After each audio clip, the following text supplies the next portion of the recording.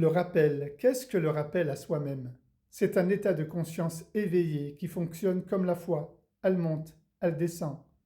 Parfois l'état de conscience est allumé, parfois en sommeil, car il est bien difficile de maintenir un état de conscience en état de vigilance avec une qualité de présence, raison pour laquelle Allah nous recommande la repentance.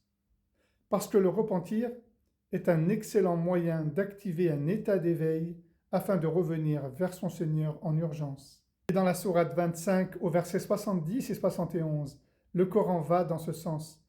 إِلَّا مَنْ تَابَ وَآمَنَ وَعَمِلَ عَمَلًا صَالِحًا فَأُولَئِكَ يُبَدِّلُ اللَّهُ سَيِّئَاتِهِمْ حَسَنَاتٍ وَكَانَ اللَّهُ غَفُورًا رَحِيمًا وَمَنْ تَابَ وَعَمِلَ صَالِحًا فَإِنَّهُ يَتُوبُ إِلَى اللَّهِ مَتَابًا.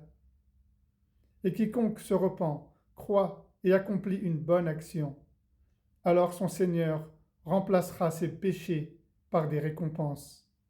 Car Allah est certes pardonneur, miséricordieux. Et celui qui se repent et accomplit une belle action, c'est effectivement vers son Seigneur que se fait son retour immédiat.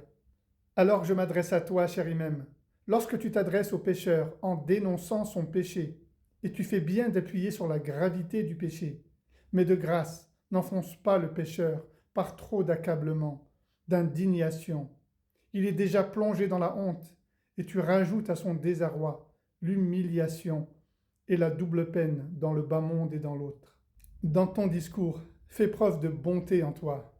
Convoque la bonté divine, non la cruauté des mots et la brutalité dans tes propos.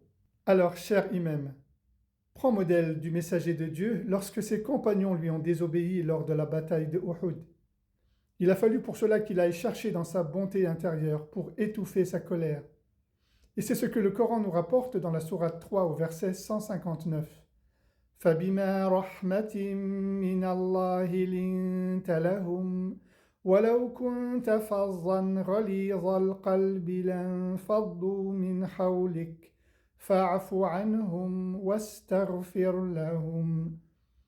Et par quel état de miséricorde de ton Seigneur t'es-tu inspiré pour les adoucir? Car si tu avais été cruel envers eux, sans cœur, sans âme, tu les aurais tous fait fuir autour de toi. Par conséquent, sois clément à leur égard et implore pour eux le pardon de leur Seigneur.